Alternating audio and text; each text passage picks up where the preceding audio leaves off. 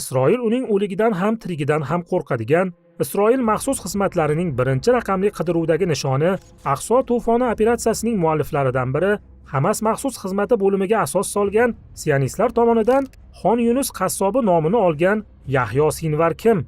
Bugungi ko'rsatuvimizda Yahyo Sinvar haqida batafsil ma'lumot berishga harakat qilamiz.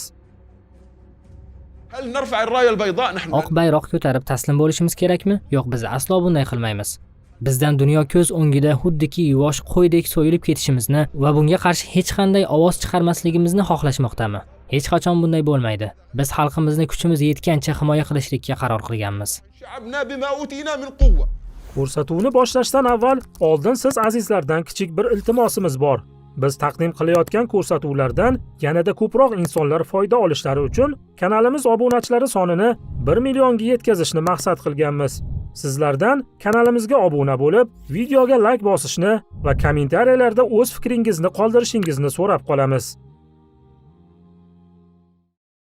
Yahyo Sinvar 1962-yilda G'azoning Xon Yunus shahrida tug'ilgan. Shuning uchun ham isroilliklar uni Xon Yunus qassobi deb nomlashadi. Yahyo Sinvarning oilasi bundan oldin Isroilning janubiy qismida joylashgan Ashkelon shahrida istiqomat qilgan. Ammo keyinchalik Ashkelon shahri bosqinchi Isroil tomonidan bosib olingandan so'ng, ular G'azoning Xon Yunus shahriga ko'chib o'tishga majbur bo'lganlar. U birinchi marotaba Isroilga qarshi turli qurolli harakatlarga aloqadorlik aybi bilan 1982-yilda Isroil politsiyasi tomonidan hibsga olingan va turli yerlarda hayotining 24 yilini Isroil qamoqxonalarida o'tkazgan. Ammo boshqa mahbuslardan farqli o'laroq Yahyo Sinvar qamoqxonalardagi vaqtlaridan juda unumli foydalandi. U Isroil davlat tili bo'lgan Ibronichadagi gazetalarni o'qir, Isroil ijtimoiy va siyosiy hayotini o'rganar va Isroilda sodir bo'layotgan eng oxirgi xabar va yangiliklarni yaqindan kuzatib borar edi. Yahyo Sinvar Isroilning eng ko'zga ko'ringan siyosatchi va harbiylaridan bo'lgan Begin, Rabin kabi shaxslarga oid barcha kitoblarni o'qib chiqqan edi.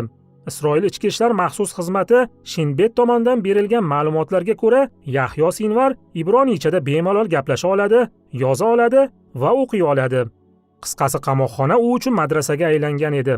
Isroil kelajakda eng katta dushmanlaridan biriga aylanadigan shaxsni o'z qo'llari bilan yedirib, ichirib, o'zi ta'lim berganda edi go'yo. 2006-yilda Hamasning Al-Qassam askariy bo'linmasi yerosti tunnellari orqali Isroil hududiga o'tishga muvaffaq bo'lishadi va Isroil nazorat punktlaridan biriga hujum qilishadi. Maxsus operatsiya natijasida 2 terrorchi Isroil askari o'ldiriladi va Gilad Shelit ismli bir Isroil askari asirga olinadi. Gilad Shelit 5 yil davomida Hamas qo'lida asirlikda saqlanadi. Isroil 2011-yilda Gilad Shelitni ozod qilish evaziga 1000 ga yaqin falastinlikni ozod qiladi.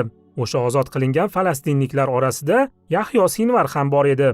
Sinvar ozodlikka chiqarilgan vaqtlarda Hamas askariy saflarida faoliyat olib bordi va qamoqxonada Isroil haqida o'rgangan barcha ma'lumotlaridan Isroilning o'ziga qarshi foydalana boshladi. Yahyo Sinvar Falastin askariy bo'linmalari tarixida birinchi marotaba falastinliklar orasida Isroil josuslarini qo'lga olish bo'linmasiga asos soldi. Ushbu bo'linma keyinchalik Hamas ichki xavfsizlik xizmati bo'linmasiga aylandi. Sinvar 2015-yilda Amerikaning davlatlararo terrorchilar ro'yxatiga kiritilgan va uning boshiga millionlab dollarlar miqdoridagi pul mukofotlari e'lon qilingan. Hamas askariy bo'linmasidagi muvaffaqiyatlari sababli Yahyo Sinvar Ismoil Haniyadan keyingi Hamasning 2-raqamli kishisiga aylandi. U Hamas askariy bo'linmasi ichida eng shiddatli qarorlar chiqarishi bilan ham mashhur bo'lgan. Hamas tarkibidagi bir qancha yuqori lavozimli shaxslarning pul evaziga Isroilga ma'lumot yetkazib berganliklari uchun qatl qilinganliklari bunga yaqqol misol bo'la oladi. Isroil maxsus xizmatlari Yahyo Sinvarni o'ldirish uchun ko'plab operatsiyalar amalga oshirgan, lekin hech qanday natijaga erisha olmagan. Hatto bir safar Yahyo Sinvarning uyi Isroil samolyotlari tomonidan bombalanadi. U esa vayrona qilingan uyining oldida kulgan holatda suratga tushadi. Men kecha oqshom askarlarimiz G'azoning istalgan joyiga bora oladi deb aytgan edim. Hozir ular Yahyo Sinvarning uyini qurshovga olishgan, ammo u qochishga muvaffaq bo'lgan. Lekin albatta biz uni qo'lga olamiz. Yahyo Sinvar Isroilning suiqasdlariga javoban, "Bular meni qo'rqitmaydi. Men faqat o'z vazifamni bajarmoqdaman. Ozodlik uchun harakat qilyapman" deb javob berdi. Bosqinchi Isroil matbuot kotibi, "Garchi bu ko'p vaqt talab qilsa ham, biz albatta Sinvarni qo'lga olamiz" dedi. Ya'ni sionistlar o'z og'izlari bilan Yahyo Sinvar ular izlayotgan birinchi raqamli kishilardan biri ekanligini ochiq aytmoqda. Xo'p, agar rostdan ham qo'lga olinsa yoki o'ldirilsa nima bo'ladi? Ushbu savolga turkiyalik siyosatchi Ali Burak quyidagicha javob berdi. Agar Sinvar qo'lga olinsa yoki o'ldirilsa, bu Isroilga urushni xuddiki muvaffaqiyatli yakunlagandek ko'rsatish uchun bir bahona, ya'ni propaganda bo'lishi mumkin. Chunki hozirda Isroil olib borayotgan hujumlardan hech qanday siyosiy manfaat yo'q. Netanyahu faqatgina qandaydir bir natijani ko'rsatishga harakat qilmoqda. Ya'ni 7-oktyabrdan beri ayol, yosh, qari demasdan Isroil tomonidan amalga oshirilayotgan jinoyatlar dunyodagi ko'plab insonlarni, hattoki musulmon bo'lmaganlarni ham g'azablantirgan.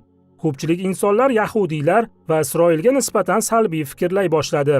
Agar G'azodagi urush shundayligicha yakunlanadigan bo'lsa, bu Isroil va xossatan Netanyahuga juda qimmatga tushishi mumkin. Shuning uchun agar Sinvar o'ldirilsa, Netanyahu va uning askarlari mana biz maqsad qilgan natijamizga erishdik. Eng katta terrorchilardan biri bo'lgan Hamas yetakchisini o'ldirdik deya dunyo oldida o'zlarini oqlagan bo'lib, urushni tugatishlari mumkin. Terrorchi Isroil dunyo ko'z o'ngida G'azodagi tinch aholini o'ldirishda davom etmoqda. Bugungi kunga qadar aksar qismi ayollar va bolalardan iborat bo'lgan 33 mingdan ortiq insonlar Isroil tomonidan o'ldirildi. Ayollar haq-huquqlari, erkinlik, bolalar himoyachilari, o'zlarini hatto hayvonlarga ham mehribon qilib ko'rsatgan o'sha Amerika va Yevropa davlatlari va hukumatlarining asl basharalariga barchamiz guvoh bo'lib turibmiz. Afsuslar bo'lsinki, biz dunyo mamlakatlarini, ozod xalqlarni bizning tomonda bo'lishlarini va Isroilning bizga qarshi amalga oshirayotgan jinoyatlarini qoralashadi deb o'ylagan edik. Lekin afsuski, dunyo davlatlari Isroilning farzandlarimizni o'ldirishini faqatgina tomosha qilmoqda. Ularning media orqali ko'p yillardan buyon bizga terrorchi qilib ko'rsatib kelgan kimsalarning aslida vatan qahramonlari va din himoyachilari ekanligini yaxshi bilib oldik. G'azo seni Alloh ko'plab yaxshiliklar bilan mukofotlasin. Sen sababli biz ko'plab haqiqatlarni bilib oldik. E'tiboringizga Ikkinchi jahon urushidan qolgan harbiy strategiyalar bilan eng og'ir sharoitlarda bo'lsa ham dunyodagi eng kuchli harbiy texnologiyalarga ega bo'lgan Isroilga qarshi muvaffaqiyatli kurash olib borayotgan Xon Yunus qassobi Yahyo Sinvar haqidagi ma'lumotlarni taqdim qildik. Keyingi ko'rsatuvlarimizda ko'rishguncha salomat bo'ling.